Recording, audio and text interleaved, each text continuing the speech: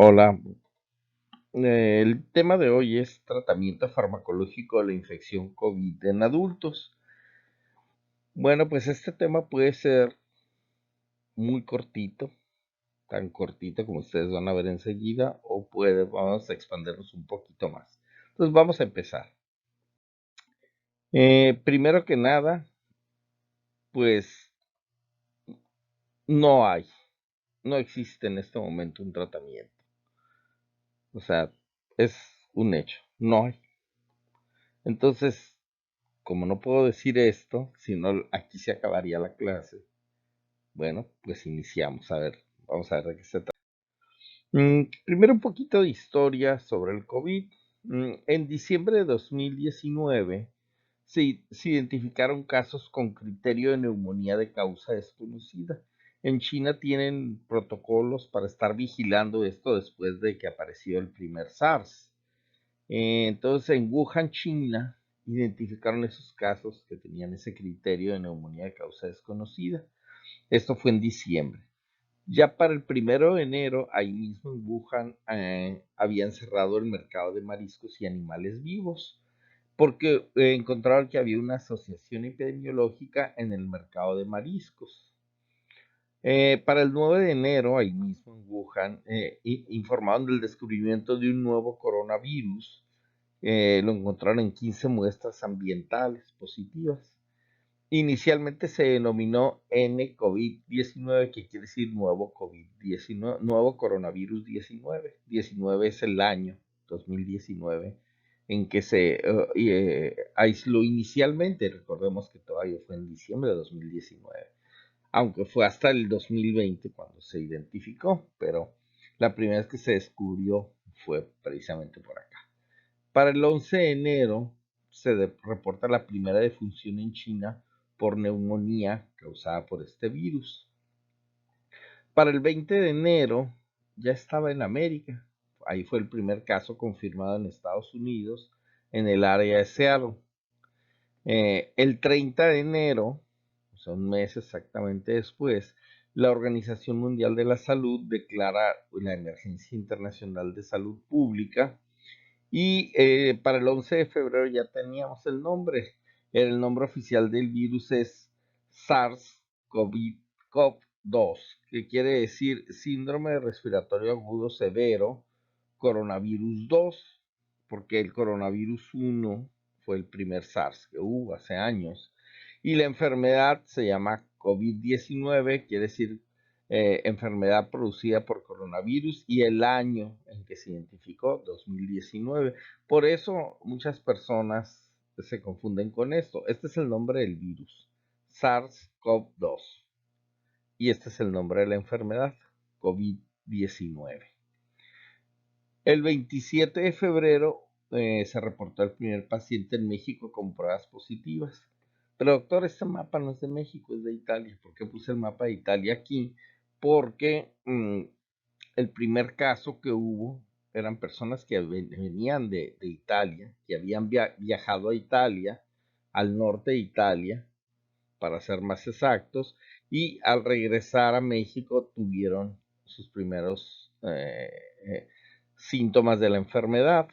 Fue básicamente en Torreón, en Ciudad de México y en Culiacán, fueron los primeros casos.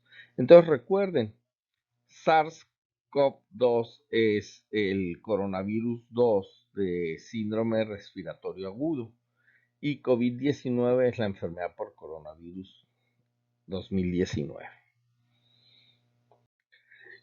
¿Cuál es la situación actual en México? Bueno, esto está cambiando día a día.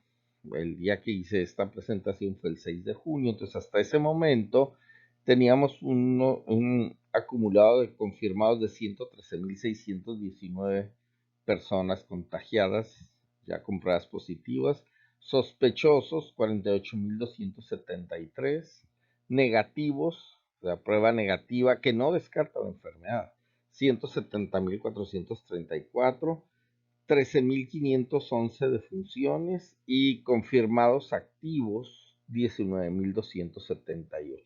Esto es al 6 de junio. Y aquí en nuestro estado, en Baja California, Los casos activos hasta esta fecha eran 5.957 y había 1.252 defunciones anualmente hasta esta fecha. Estamos hablando de más o menos de febrero más o menos a junio, que es cuando se reportaron los primeros casos aquí en Baja California. ¿Qué vamos a tratar? Pues es importante definir qué es lo que vamos a tratar. Ya habíamos dicho en la primera diapositiva que no había tratamiento, pues entonces es importante saber qué vamos a tratar si es que no hay tratamiento. Bueno, la prevención es primordial. El distanciamiento social, el uso de mascarilla. Ahora se ha visto lo importante de usar lentes y las personas que no usan lentes, pues gogles de protección, porque principalmente el virus entra por ojos y por nariz. Entonces la prevención es primordial, ¿verdad? Ya ahí se gana mucho. De hecho, acaba de salir un reporte reciente que dice que gracias al aislamiento se salvaron millones de vidas, si no la mortalidad sería peor y hay gente, habemos gente que a la fecha seguimos guardando en la medida de lo posible la cuarentena o bien si tenemos que salir, seguimos utilizando la mascarilla, seguimos utilizando lentes, gogles protectores, guantes incluso, etcétera. Entonces, los síntomas iniciales más comunes son fiebre, tos, pérdida de la olfacción, fatiga, dolores musculares y diarrea. La enfermedad grave inicia más o menos una semana después del inicio de los síntomas. El problema es que hay personas que tienen estos síntomas pero muy leves o bien ni siquiera tienen estos síntomas. Pasan directamente a la gravedad con poco o nada de estos síntomas, un poquillo de tosecilla, un poquito de fatiga. La mayoría de la gente lo confunde con un resfriadín y 1 o 2 días después ya están sumamente graves. Entonces, ese es el problema real. La enfermedad grave, como ya hemos dicho, aparece de una semana a 7 días, de 7 a 10 días después de los síntomas iniciales. Y el síntoma más común es la disnea, la dificultad para respirar. Ya otros síntomas, pero se necesita un oxímetro de pulso, es la hipoxemia, donde medimos de una forma rápida la saturación de oxígeno y además la rápida progresión hacia insuficiencia respiratoria. Para esto los pacientes que cumplen los criterios de síndrome de dificultad respiratoria aguda, pues son los que deben de ser ingresados al hospital. No todo el mundo se pone grave, vamos a ver más adelante. Otros datos de la gravedad de la enfermedad son trastornos del sistema nervioso central y periférico. De hecho, se considera que la pérdida del olfato es una alteración del sistema nervioso central. Hay personas que han desarrollado cuadros similares a enfermedad vascular cerebral, mm, pero que son jóvenes, sin ninguna comorbilidad como hipertensión, por ejemplo, y de repente tienen todos los datos de un accidente vascular cerebral. Alteraciones cardíacas como arritmias, alteraciones renales, alteraciones hepáticas, alteraciones musculares como alteración de los músculos, problemas de coagulación y estado de shock. Entonces, sí que quede algo claro, el COVID-19 no es una enfermedad pulmonar, ni siquiera es una neumonía, es una enfermedad sistémica que afecta predominantemente los vasos sanguíneos. Si nosotros vemos o sabemos que se afecta a los vasos sanguíneos, eso nos explica toda la constelación de signos y síntomas clínicas. Todo esto nos puede llevar a un síndrome de liberación de citoquinas y esto lo vamos a ver como fiebre muy alta, trombocitopenia, que es disminución de plaquetas, hiperferritinemia, que es una proteína, la ferritina aumenta, y elevación de marcadores inflamatorios por niveles 4, 5, 6, 10 veces por arriba de los niveles normales. El diagnóstico lo vamos a hacer con una historia clínica sugestiva. Se tiene que detectar el ácido ribonucleico proveniente del virus SARS-CoV-2 en las secreciones respiratorias. En las radiografías de tórax se va a ver consolidación bilateral y opacidades en vidrio esmerilado y infiltrados es más del 50% de los campos pulmonares dentro de las primeras 24 48 horas después de los síntomas. En adultos, el COVID-19 severo va a producir disnea, frecuencias respiratorias por arriba de 30 por minuto y saturación de oxígeno por debajo de 93 por minuto. Perdón, por 93%.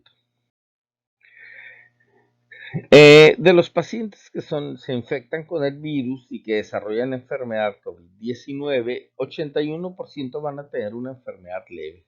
Algunos ni siquiera se van a dar cuenta que se enfermaron. 14% van a tener enfermedad grave, que son los que van a requerir manejo hospitalario, y 5% van a tener enfermedad grave más falla orgánica múltiple. Estos son los que van a requerir ventilación mecánica prolongada. Y a grosso modo la mortalidad de este grupo va a ser la mitad. O sea, de este 5%, la mitad de ellos van a fallecer. Es más grave en hombres que en mujeres. Y es más grave en mayores de 65 años. Incluso las personas que tienen problemas cardiovasculares, diabetes tipo 2 y obesidad tienen más probabilidades de enfermarse gravemente de COVID-19. Entonces, ¿cómo vamos a manejar a los pacientes? Bueno, los pacientes con COVID, como habíamos dicho, los que tienen enfermedad leve, probablemente tengan fiebre, que puede ceder a los antitérmicos convencionales como el paracetamol. Algunos ni siquiera eso van a tener, no se van a dar cuenta que están enfermos. Pero vamos a ver los moderados, que tengan signos de dificultad respiratoria. Esos hay que hospitalizarlos para estar monitorizando y observarlos directamente, estar midiendo la saturación de oxígeno con el oxímetro, con los oxímetros. Estos pacientes tienen riesgo de desarrollar la enfermedad más grave y obviamente tienen más riesgo de morir. A estos pacientes hay que inmediatamente ponerlos en oxígeno suplementario. Hay que ponerles oxígeno, ya sea con cánulas nasales, con mascarilla. Se trata de que se mantenga la saturación de oxígeno entre 90 y 96%. Esa es la meta, ¿verdad? Poner oxígeno. Algunos ahí se van a estabilizar y en el transcurso de los días, además con los medicamentos que se les van a dar, van a empezar a mejorar y van a poder ser egresados. Algunos van a empeorar y van a requerir ventilación mecánica asistida. ¿Quiénes son los que ameritan ser intubados y sometidos a ventilación mecánica? Los que tengan un esfuerzo excesivo para respirar, los que tengan hipoxemia refractaria al oxígeno suplementario, o poniendo oxígeno esto no mejora, que tengan datos neurológicos por la misma hipoxemia, por la misma disminución del oxígeno, o pacientes que tengan enfermedades pulmonares o cardiovasculares además del COVID, o sea, que tengan enfermedad pulmonar obstructiva crónica, edema agudo de pulmón cardiogénico o pacientes con apnea obstructiva del sueño. Estos pacientes hay que iniciar su reanimación con líquidos isotónicos, estar hiperventilando, estar respirando a una velocidad mayor, una frecuencia respiratoria mayor de lo normal, hace que las pérdidas insensibles se eleven mucho. Entonces hay que utilizar líquidos isotónicos para reanimarlos. Eso nos ayuda a mantener la presión arterial y el gasto cardíaco, evitar la hipovolemia. Si el paciente hace hipotensión, hay que manejarlo con sustancias vasopresoras y en este caso, en el caso de estos pacientes, el medicamento de elección es la norepinefrina. Si el paciente empieza a desarrollar inestabilidad hemodinámica, que no la podemos explicar por otra causa, entonces hay que considerar que puede estar desarrollando o isquemia miocárdica o miocarditis viral o una embolia pulmonar, o sea, formación de émbolos, de coágulos dentro del pulmón. En algunos casos incluso puede llegar al infarto, lo cual ensombrece grandemente el pronóstico. ¿Cuáles son los medicamentos que se van a utilizar para el manejo de COVID-19. Bueno, hay varios tipos, hay antivirales, hay interferón, la cloroquina, hidroxicloroquina, que está en mucha controversia actualmente, los corticosteroides, la oxigenoterapia, la reanimación de líquidos endovenosos, y hay otros tratamientos, como dijimos al principio, y lo vuelvo a decir ahora, no hay un tratamiento establecido. Los médicos que manejan estos casos tienen que ir determinando qué medicamento se le va a dar en qué momento. Algunos su uso es experimental, en otros son solo recomendaciones, otros no se ha probado su eficacia, pero no podemos dejar al paciente sin tratamiento. Entonces, cada centro hospitalario obviamente sigue unas guías establecidas, pero los médicos tienen la libertad de estar probando un medicamento u otro para ver si hay mejoría, ¿verdad? Porque no hay nada establecido, no hay nada escrito como definitivo. Actualmente existen 382 ensayos clínicos que están llevándose a cabo con diversos tratamientos para COVID-19, pero al momento no se ha descubierto nada que pudiera ser de utilidad para el manejo de esta enfermedad. Eh, Los antivirales, vamos a empezar con los antivirales. No hay estudios clínicos que apoyen el uso de un tratamiento farmacológico específico para los pacientes que se encuentran en estado de gravedad con COVID. O sea, no los van a curar. El medicamento no los va a curar. Podrá eliminar los virus, pero si el proceso inflamatorio, la tormenta de citoquinas ya inició, difícilmente la eliminación de los virus la va a disminuir. Entonces, no hay evidencia a favor o en contra de tratamientos como ribavirina o celtamivir. Este se usa mucho en virus sincicial respiratorio que ataca sobre todo a niños. El oseltamivir que se usa también con eh, dudosa mm, efectividad para influenza, y la mezcla lopinavir y tonavir, que son medicamentos que se utilizan para el manejo del VIH.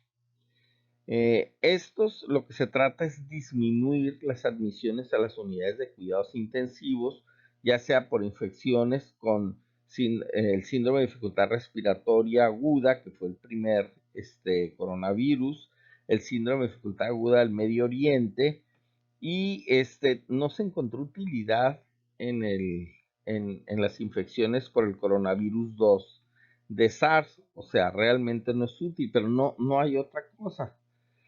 Actualmente se ha visto que el remdesivir puede ser de utilidad en ciertos casos si se utiliza tempranamente y antes de que exista daño pulmonar. Entonces, el problema es que, bueno, ahorita vamos a verlo más adelante. El interferón, hay 3 estudios de casos que valoran las respuestas clínicas. Hay diferentes combinaciones de esquemas de antivirales con o sin interferón, y no se encontraron diferencias en pacientes que usan interferón y quienes no lo usan. Entonces, las pautas internacionales nos señalan que no hay evidencia de mejoría con este tratamiento en pacientes que están graves o críticamente enfermos, y no se recomienda el uso de interferón en este momento para el manejo de COVID-19. La cloroquina y la hidroxicloroquina, bueno, la investigación que se hizo preclínica parecía indicar que sí había una inhibición del coronavirus 2 de SARS por estos medicamentos que se utilizan para la malaria o paludismo, pero clínicamente es contradictorio. O sea, funcionan in vitro, pero in vivo es muy limitado.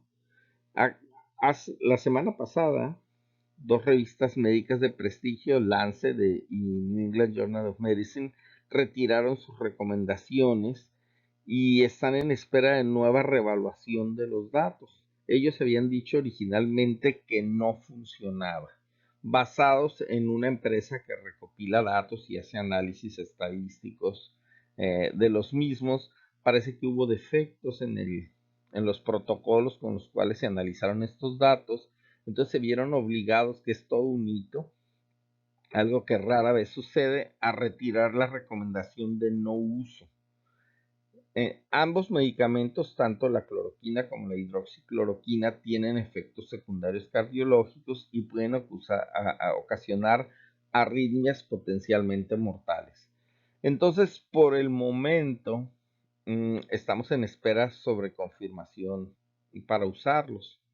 Eh, en la duda se siguen usando, es la verdad. Se siguen usando y solamente hay que tener vigilancia cardiológica, estar monitorizando continuamente al paciente, haciendo electrocardiogramas para tratar de detectar alguna anomalía. Entonces, por el momento, no están recomendados, pero tampoco están contraindicados. Entonces, como nuevamente insisto, como no hay un tratamiento, si el médico opina que deben ser usados, pues se utilizan. Los corticosteroides, se ha visto que los corticosteroides a dosis bajas o moderadas reducen la progresión del caso de leve a moderado o a grave.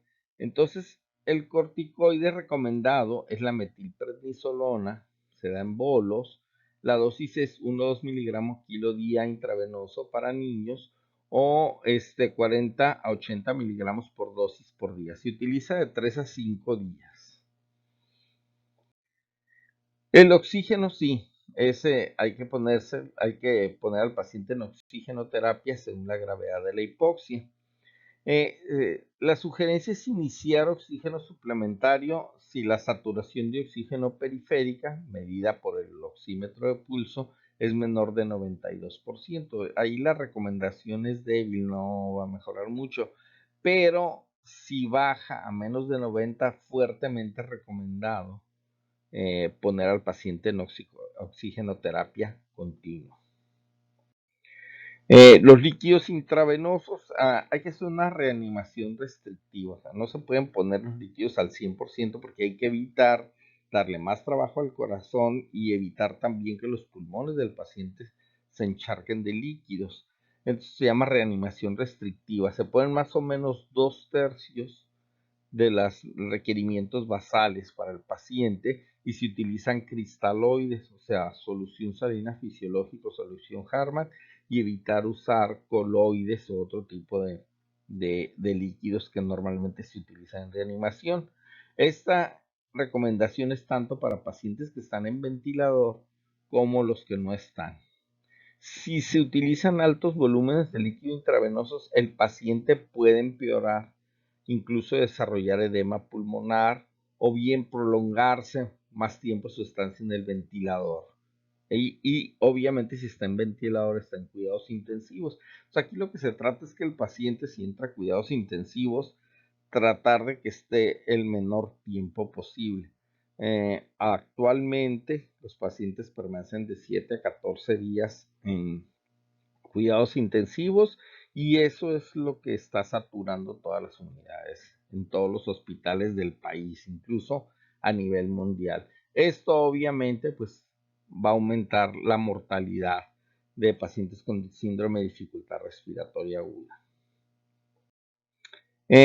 Otros tratamientos, por ejemplo, la gamma globulina intravenosa, no hay evidencia que permita determinar qué tan eficaz va a ser en pacientes con COVID-19. Entonces, actualmente, como no hay evidencia de mejoría, no se recomienda su uso. El plasma de convalecientes no tiene suficiente evidencia que permita usar su uso rutinario. Aunque la recomendación puede cambiar. El problema de utilizar plasma de pacientes convalecientes es que no hay cantidad suficiente de este recurso para recomendar su uso. O sea, la enfermedad es muy nueva. La verdad es que aunque escuchemos miles de pacientes recuperados, pues la verdad son pocos y no todos son candidatos a donar. Entonces este recurso es muy limitado. Se utiliza en casos muy escogidos, siempre y cuando se consiga plasma y siempre y cuando no esté avanzado en su gravedad el paciente. acorta el número de días que va a estar el paciente en cuidados intensivos. De los anticuerpos monoclonales está el tocilizumab. Este se evaluó en una serie de casos, pero igual no hay evidencia para recomendar su uso. Y los antibióticos y antimicóticos solo se recomiendan si hay sobreinfecciones por bacterias y hongos en el paciente.